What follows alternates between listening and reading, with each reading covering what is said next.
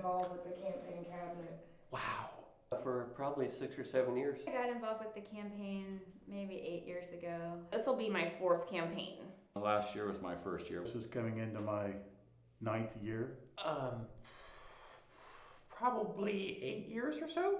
For 15 years. Okay. Long time. Yeah.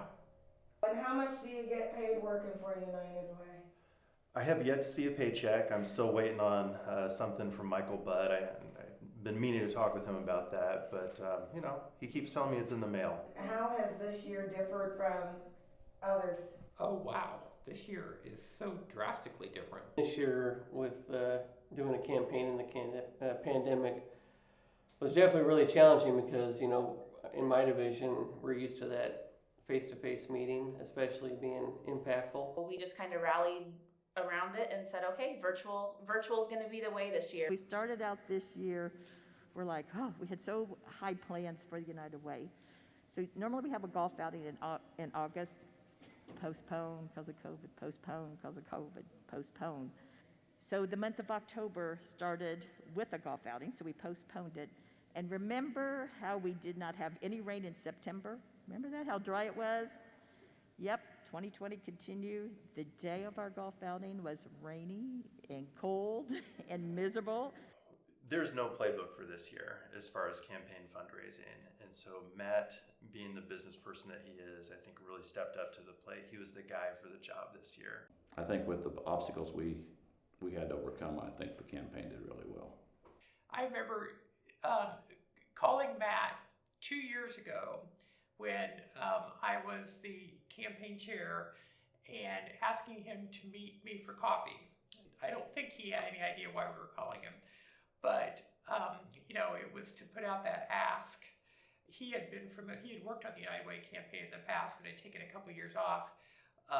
And so when we asked about it, you could see that he really was intrigued. You could see it in his eyes. Who would have thought that day at Starbucks 2 years ago, what this campaign would have been like? But man, did we make that ask the right person for this year's campaign? Do you think that Matt can pull off a sweatband? Oh, heck yes, he can. No, that's a hard no. Like Ivan Lendl sweatband, like Joe McEnroe. What's his name? Yeah, John McEnroe. yeah. The man was built for a sweatband. Pull off a what? A Sweatband. A sweatband? Yeah, I could see him in a 70s style sweatband. Is he gonna wear that during the celebration? Because I hope so. Oh yeah, it was a good look. I just want to know if he really ran over the bridge. He has already pulled it off a couple of times in some videos that have already been shot. And yes, it does look a little funny. Yeah, Matt could pull off wearing a sweatband. I think he gets into it, and probably sometimes throughout this campaign, he probably needed a sweatband. He needs something on that head. I'm not one to talk, but Rock that, Matt. That's the image that came to my mind, is Matt with the headband teaching kids how to pivot in the gym. Can you define the word pivot? I would say get your foot down and then hold the ball in the triple threat position and keep moving your foot around. Pivot should solely be used when talking about basketball. But if you're a business person, you're gonna pivot. So you're gonna change your course of action and figure out how to make it work. I think pivot is a word that has become almost overused during this campaign and during 2020. Pivot has been used a lot more between the months of August and November in Lafayette, Indiana on Thursday mornings. We hear the word pivot a lot. Pivot? Pivot. Zoom has these statistics that, they analyze the words that we use, and pivot jumps exponentially on Thursday mornings in Lafayette, Indiana for some reason. define the word pivot. Well, it reminds me of Friends, that Friends episode. Pivot.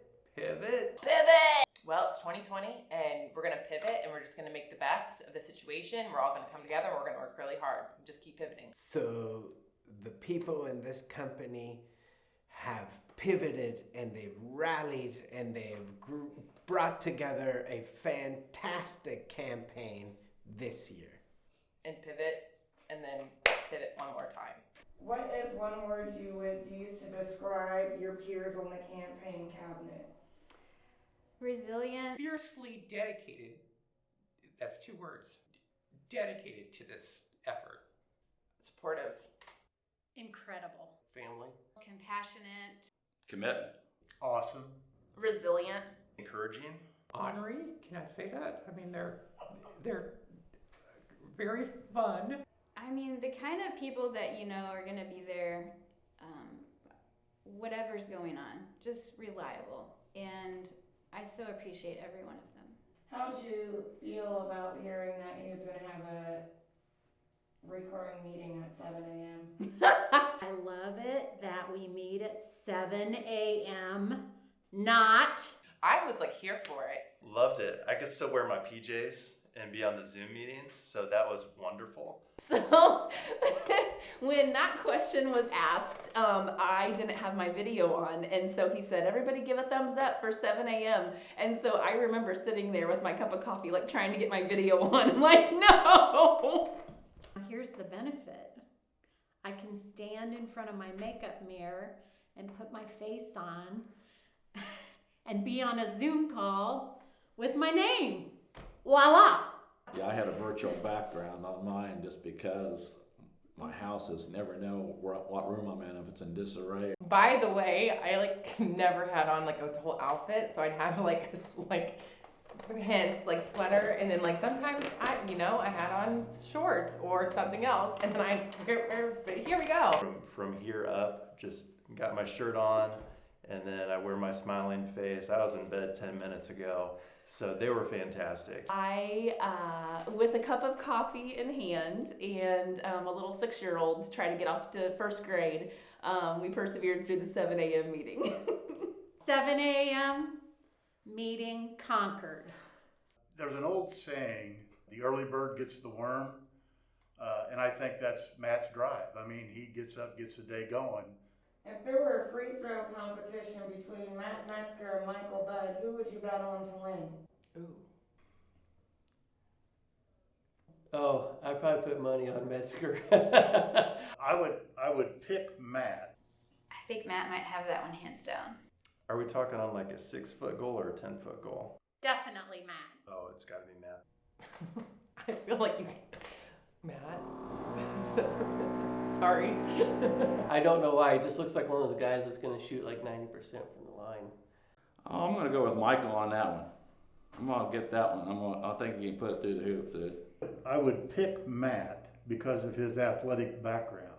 Michael might be a sleeper though. I would bet on Matt Metzger. I'm going to go with the underdog. I think Michael Budd could pull it out. Matt Metzger. Sorry, Michael. Sorry, Michael. If you could nominate one person to receive a pie in the face at victory celebration, who would it be? Oh my gosh. Can only name one? It's gonna have to be Dr. Hagen. I'm sorry, Bob. Ebony, I nominate you to get a pie in the face, friend. One more time. Ebony, you're up. I would nominate Evelyn Royer. I guess I'm going with Joe. Anybody who deserves a pie in the face, it's got to be Joe. I would say I have been extremely impressed with how quickly Stephanie has picked up her position. She would be one I would nominate. And then secondly, I would nominate Mark. I mean, the guy just has everything together. I'm gonna nominate Tom Murtaugh. Only because I love him that much. Well, it would definitely be Dr. Hagen, but I'm sure he's been nominated by everybody on the campaign cabinet. Who has the IU on the Zoom? Joe Harrison. Okay, Joe Harrison, pie in the face. Boiler up. And then how can I leave out Mr. Metzger? I mean, somebody who has done what he's done this year without any failing emotional lack of push. He's done it. He's been the glue that's pulled things together to keep moving forward, step by step. Matt has an incredible charisma. He is super smart and sharp. He's an excellent communicator, and that's one of the things that I learned so much from him. He's an encourager, and he's somebody that you want to work hard for. And I'm sure he had a lot of stress and sleepless nights from it, but you couldn't tell from where I was sitting. It was always like this good vibe, and it always made you want to do better. He's one of those guys that's up for that challenge. And that's why, like I said, I think he's the perfect person for this year. It's been a lot of encouragement, but also a lot of understanding, and pivoting to adjust in the ways that we need to accomplish what we need to for this community. Matt, I think he deserves the right. Matt, you deserve the right to use Pivot as much as you want to. I mean, you've been the guy that's led our team through the fires, if you will. So thank you. And I hope that in 2021 you can pivot toward a more relaxing direction. I just want to say how proud I am of this community, because with everything that's gone on this year and the hardships that so many people are facing, I just think it's astounding the way that this campaign has continued to soldier on and really turn out a great result. Hey Matt, great job on the campaign this year. I am honored to have worked with you. And hey, here's some bubble gum. You've earned it. So I want to say thank you to the entire campaign cabinet, and I want to really commend you for the extraordinary effort that you provided this year under extraordinary circumstances that none of us foresaw coming. You guys were unbelievable, and I thank you from the bottom of my heart for all your energy and all your concerted effort in getting us all the way this year. Thanks again.